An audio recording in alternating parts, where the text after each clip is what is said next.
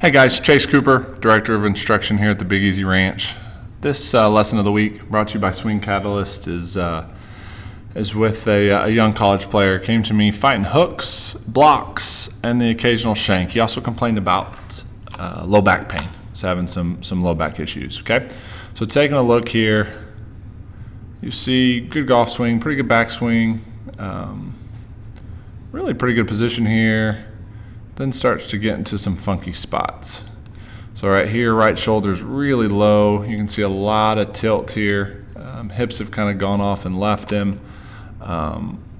You actually see, here's an example of the old hosel rocket. And then you really see some low back curvature, some side crunching, lots of right side bend. Okay, and again, I'll play it one more time.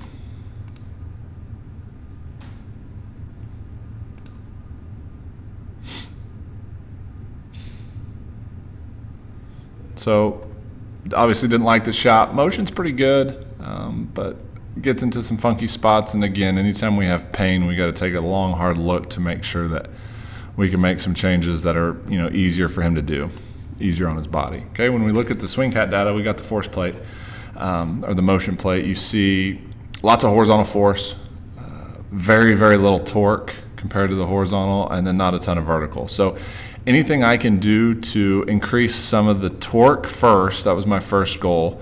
And hopefully, if we can increase the torque, hopefully we'll increase the vertical, get the horizontal to kind of even out a little bit and take some of the pressure off his low back and hopefully kind of fix his hooks.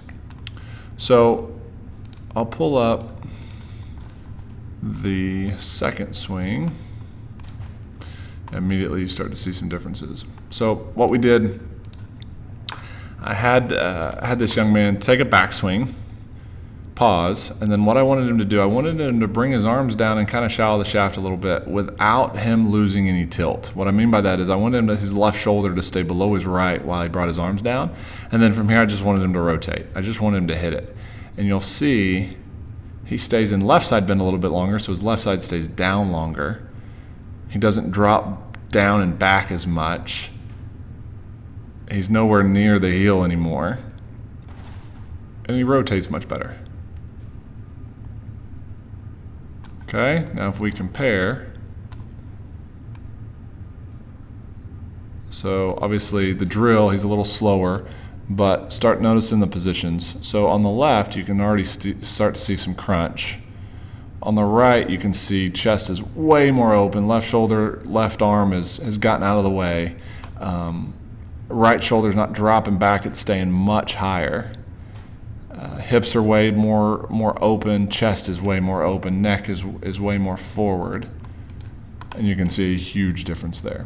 Okay, so now we start to look at what did it do to the data. Well, first, again, my goal was torque, but you can see much more verticals. And if we compare the torque, you also see an increase in torque. So we improved ground force interaction, and immediately he talked about, man, this feels much easier for me to do. So improved ground force interaction, got the release cleaned up,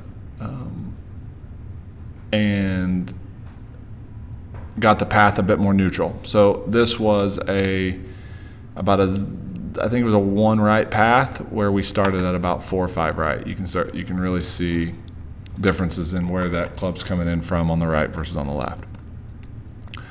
So not only were we able to clean it up from a look standpoint, but we also got data validation from Swing Catalyst, being able to see the ground force reaction stuff improving, becoming more dynamic, increasing club head speed, and giving this player a better chance to succeed.